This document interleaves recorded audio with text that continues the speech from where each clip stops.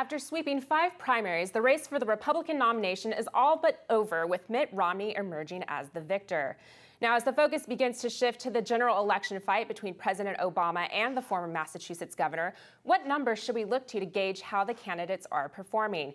Here with the answer from Washington, D.C. is Michael Warren, columnist for the Weekly Standard. Now, Michael, we get into the interesting part of the race now. We have our 2 candidates, a lot of horse racing, a lot of numbers. And, you know, we look to Obama's job approval. We've seen it kind of hovering around 50% mark for the last year. Does this really bode well for him going into the re-elect? Well, I think that's the thing that, that pollsters and poll watchers are going to have to really seriously consider. Is this an issue, or is this an election rather, a decision between 2 different paths? Is it a decision about whether or not President Obama has done what he promised he would do when he was elected?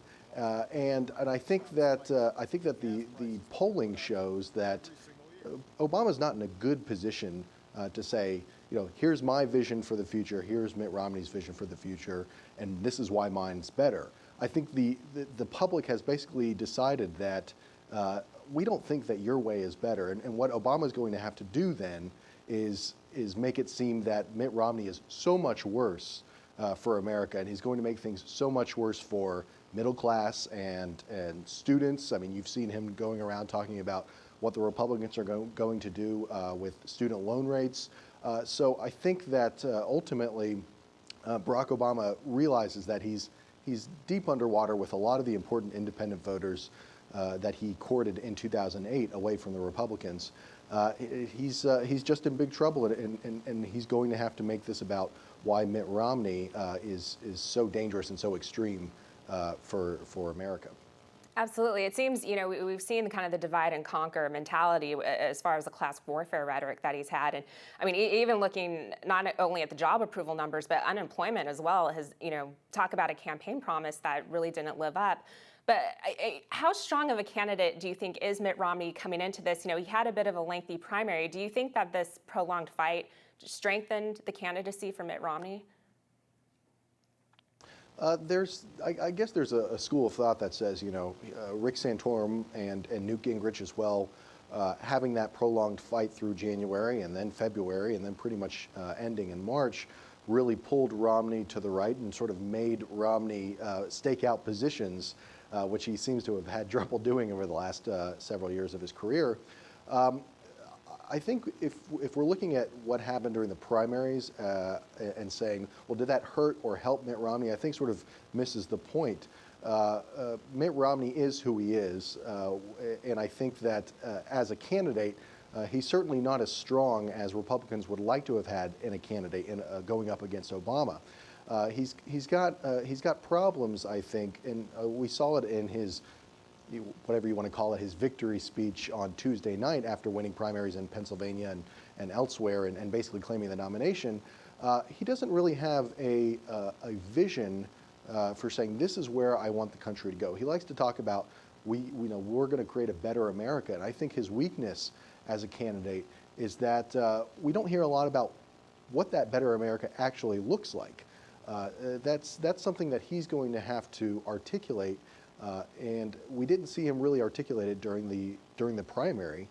So if the primary did any damage to his candidacy in the general election, is that he was able to win without talking about what exactly this looks like, what exactly this looks like for taxes, what exactly this looks like for overseas. How do we manage what's going on in Afghanistan and of course in Iran and North Korea and all these other issues?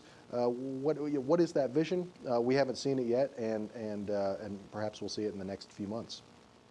Yeah, and as you said, Obama has a record to run on. It doesn't really seem like he wants to talk so much about that record, and Romney kind of fits into this mold that the president's trying to create this narrative about class and the 1%.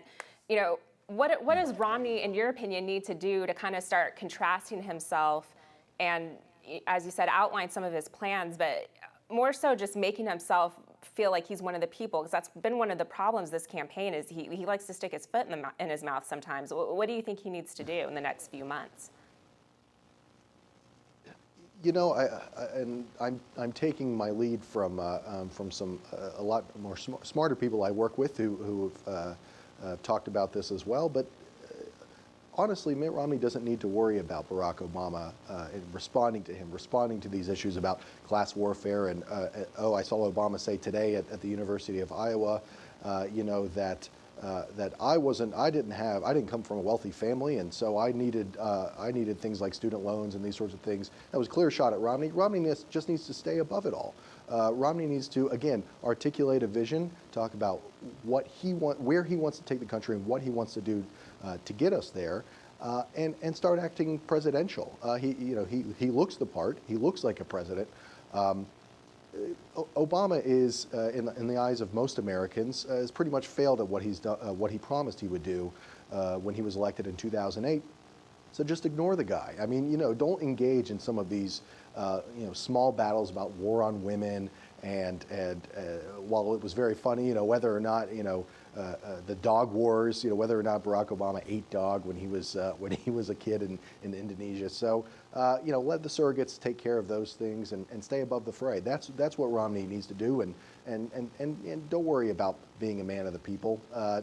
He's never going to pull that off. It's just the fact of the matter is that he has a patrician, sort of Northeast Republican image, and he really can't shake that. Yeah, and you talk about some of these manufactured issues like Puppygate and the war on women, and you talk about muddling the issue even more. The president, again, has made comments about Rush Limbaugh, and now the National Organization for Women has relaunched a new attack against the popular talk show host.